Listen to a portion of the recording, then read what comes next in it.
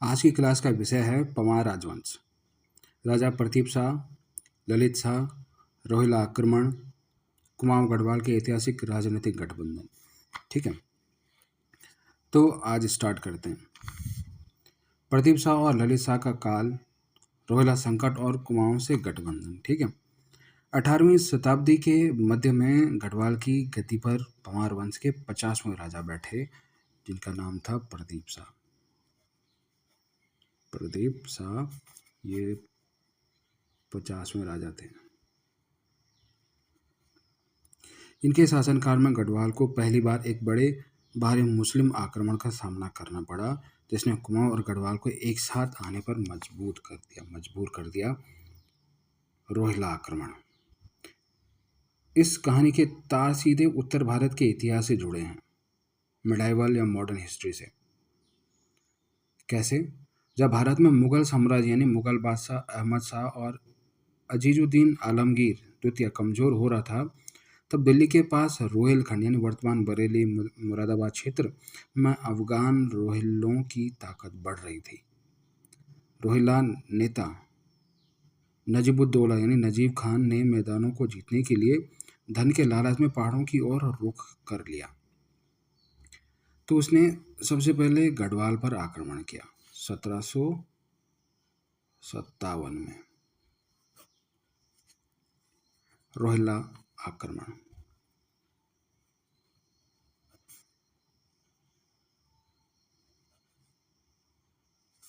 कहाँ? गढ़वाल पर।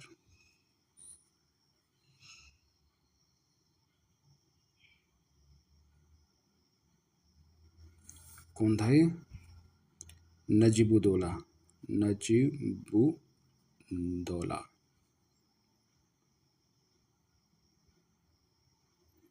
तो काम हुआ है कि उनकी एक विशाल सेना थी। अफगान सेना के साथ देहरादून के रास्ते गढ़वाल साम्राज्य पर भीषण आक्रमण कर दिया और रोहिल्लाओं ने देहरादून को बुरी तरह लूटा और वहां के प्राचीन स्मारकों को नष्ट कर दिया। कुमाऊं की इस संकट के समय गढ़वाल के राजा प्रदीप शाह ने कुमाऊं के चंद राजा दीपचंद के सैनिक और आर्थिक सहायता मांगी उनसे। कुमाऊं के राजा दीपचंद और उनके चतुर दीवान शिवदेव जोशी ने दूरदर्शिता दिखाते हुए गढ़वाल की मदद के लिए कुमाऊं की सेना भेजी। कुमाऊं और गढ़वाल की संयुक्त कूटनीति के कारण रोहिल्लाओं के साथ एक संधि हुई। राजा प्रदीप शाह ने रोहिल्लाओं को पहाड़ों से वापस जाने के लिए 3 लाख रुपए दिए। इस घटना ने सदियों पुरानी कुमाऊं गढ़वाल शत्रुता को कुछ समय के लिए मित्रता में बदल दिया। प्रदीप शाह ने मदद मांगी किनसे?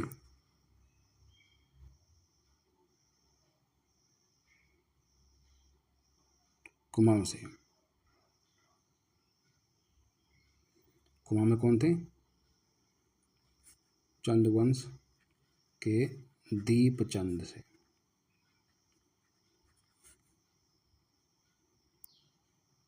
ठीक है, तो मदद मांगी यानी फिर चंद प्लस पंवार का मित्रता का समय था ये।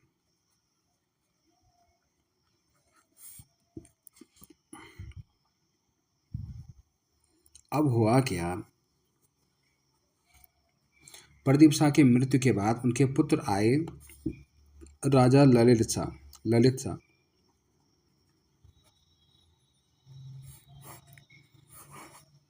ये कौन था? प्रदीप शाह का पुत्र था। ये गद्दी पर बैठा। ललित शाह के समय कुमाऊं का इतिहास और गढ़वाल का इतिहास एक दूसरे में पूरी तरह विलीन हो गए। कुमाऊं में चंद राजा दीपचंद के बाद गृह युद्ध छिड़ गया। वहां के प्रसिद्ध दीवान हर्षदेव जोशी ने गढ़वाल के राजा ललित शाह को कुमाऊं पर आक्रमण करने और वहां अपना नियंत्रण स्थापित करने का गुप्त आमंत्रण भेजा। अब क्या हुआ कि हर्षदेव जोशी ने कुमाऊं पर अटैक करने का आमंत्रण दिया, निमंत्रण दिया ललित शाह को। तो फिर क्या हुआ, अल्मोड़ा के पास बगवाली पोखर, यानी अब आते हैं बगवाली पोखर, कहाँ है ये, अल्मोड़ा के पास।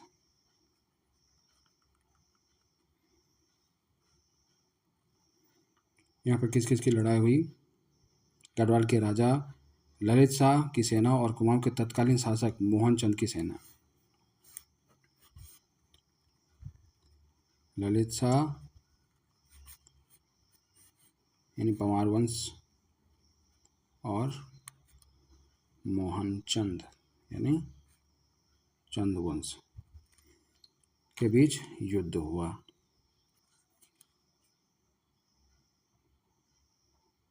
इस युद्ध में ललित शाह की सेना विजयी रही और ललित शाह ने कुमाऊं को अपने राज्य में मिलाने के लिए के बजाय एक बहुत ही अनोखा राजनीतिक निर्णय लिया। उन्होंने अपने दूसरे पुत्र प्रद्युम्न शाह को कुमाऊं की गद्दी पर बैठा दिया, जिन्होंने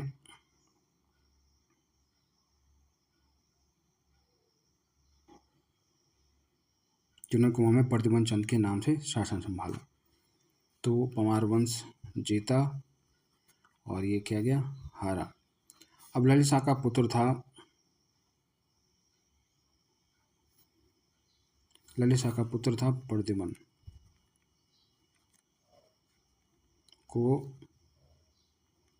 कुमाऊं का राजा बनाया।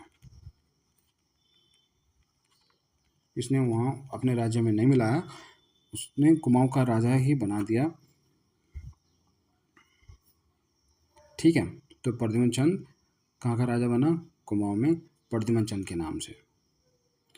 अब अभी तक जो क्वेश्चन पूछे गए हैं वो हैं कि रोहिलाओं ने गढ़वाल पर कब आक्रमण किया, 1757 में। बगवाली पोखर का युद्ध कब और किसके बीच हुआ, तो बगवाली पोखर का युद्ध हुआ था 1779 में। ये हुआ था ललित शाह और मोहनचंद के बीच में। और कौन सा पंवार राजा कुमाऊं की गद्दी पर बैठा हुआ था, प्रद्युम्न शाह। तो इस तरीके से पिछले 10 सालों में यूके ट्रिपल आर ओ और लोअर पीसीएस में 18 से अधिक बार ये क्वेश्चन पूछे जा चुके हैं। अब नए पैटर्न जो है, नए पैटर्न पे क्या हो सकता है कि 18वीं शताब्दी के उत्तरार्ध में कुमाऊं और गढ़वाल के मध्य एक राजनीतिक और सैन्य संबंधों के संदर्भ में विचार कीजिए। अब 3 स्टेटमेंट देगा कि 1757 में जब रोहिल्ला नेता नजीबुद्दौला ने गढ़वाल पर आक्रमण किया, तब कुमाऊं के राजा दीपचंद ने गढ़वाल की सैन्य सहायता की। दूसरा स्टेटमेंट है कि बगवाली पोखर के युद्ध 1789 में विजय प्राप्त करने के बाद राजा ललित शाह ने स्वयं को कुमाऊं का राजा या महाराजा घोषित कर दिया, या ललित शाह के पुत्र प्रद्युम्न शाह ने कुमाऊं की गद्दी पर प्रद्युम्न चंद के नाम से शासन किया। तो ये सवाल पूछा जा सकता है। अब रोहिला आक्रमण और लगातार होने वाले युद्धों के कारण प्रदीप शाह और ललित शाह के समय कुछ विशेष कर और प्रशासनिक पद उभरे, है ना। इतना युद्ध हुआ तो पैसों की कमी रही होगी। तो आर्थिक और आपातकालीन कर थे, आर्थिक व आपातकालीन कर उभरे। क्या थे वो, एक था रोहेला चौथ या हरजाना टैक्स। अभी था क्या, रोहिलाओं को दिए जाने वाले 3 लाख रुपए का प्रबंधन करने के लिए राजा प्रदीप शाह ने गढ़वाल के धनी जमींदारों, थोकदारों और सरोला ब्राह्मणों पर एक विशेष एकमुश्त आपातकालीन कर लगाया। क्योंकि रोहिला हारे नहीं थे, उनके बीच एक संधि हुई थी कि हर साल वो 3 लाख रुपए देगा। कौन, प्रदीप शाह। किसको, रोहिलाओं को। तो उनको देने के लिए तो कहीं ना कहीं से तो पैसा वसूलेगा ना। तो उन्होंने क्या किया कि हर साल 3 लाख रुपए देने का प्रबंध करने के लिए राजा प्रदीप शाह ने गढ़वाल के धनी जमींदारों, यानी ये लगा था किस पे, धनी जमींदारों पर, धनी जमींदारों, थोकदारों, सरोला ब्राह्मणों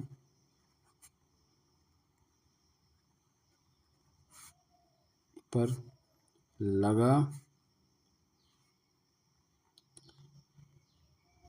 वन टाइम कर था ये। दूसरा आता है तिजारी कर, तिजारी कर। तिजारी कर क्या था? चंद्रकाल की तरह गढ़वाल के सीमावर्ती और मैदानी भागों के व्यापारियों से लिया जाने वाला विशेष सुरक्षा शुल्क, यानी मैदानी भागों के व्यापारियों से लिया जाने वाला विशेष कर था, ये सुरक्षा कर था। ये यह युद्ध की सेना का खर्च निकाला जाता था। अब इसमें प्रशासनिक और सैन्य पद थे। प्रशासनिक व सैन्य पद क्या थे? राजा एक था चमू या चमुपति। क्या था ये? युद्धों के बढ़ने के कारण सेना के बड़े विंग के कमांडर को चमुपति कहा जाता है। क्या? सेना के विंग कमांडर जैसे बोलते हैं, जो राजा ललित शाह के समय सीधे युद्ध की कमान संभालते थे। युद्ध की कमान संभालने वाला भी कह सकते हैं इसे, युद्ध की कमान संभालने वाला।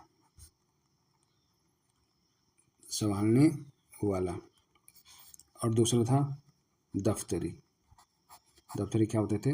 राजा प्रदीप शाह के समय भूमि के रिकॉर्ड और राजस्व की प्रविष्टियों को व्यवस्थित रखने वाला, यानी भूमि का रिकॉर्ड रखने वाला, भूमि रिकॉर्ड रखने वाला, राजस्व लेखन का कार्य।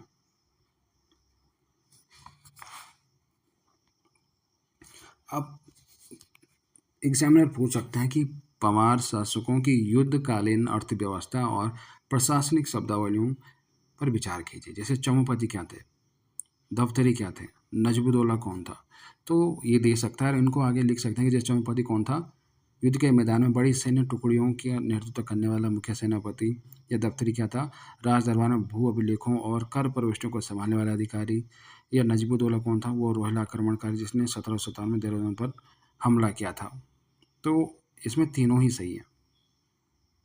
अब इसका क्विक रिकैप करते हैं। 1717 से 1772 में कुमाऊं गढ़वाल का मैत्रीकाल था।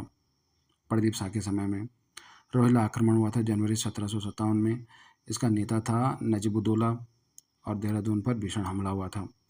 कुमाऊं की मदद ली किसने? चंद राजा दीपचंद द्वारा और दीवान शिवदेव जोशी ने गढ़वाल की आर्थिक व सैन्य मदद करी। राजा ललित शाह का काल था 1772 से 1780। पगवाली पोखर का युद्ध हुआ 1779 में ललित शाह व मोहनचंद के बीच में, जहाँ पे ललित शाह जीता और मोहनचंद हार गया। ललित शाह के पुत्र प्रद्युमन शाह कुमाऊं की गद्दी पर बैठा प्रद्युमन चंद के नाम से। चमुपति या दफ्तरी क्या थे? क्रमशः मुख्य सेनापति और भूमि रिकॉर्ड अधिकारी के पंवारकालीन पद। तो ललित शाह की मृत्यु के बाद दोनों राज्यों का एक यह राजनीतिक संतुलन पूरी तरह बिगड़ जाएगा। गढ़वाल की गद्दी पर जकरित शाह बैठेंगे और कुमाऊं से प्रद्युमन शाह वापस लौटेंगे। इसके बाद शुरू होगा पंवार राजवंश का अंतिम और सबसे दर्दनाक अध्याय, राजा प्रद्युमन शाह का काल, गोरखाओं का गढ़वाल पर आक्रमण और 14 मई 1804 का ऐतिहासिक खुड़बुड़ा का युद्ध, जहां राजा वीरगति को प्राप्त होंगे।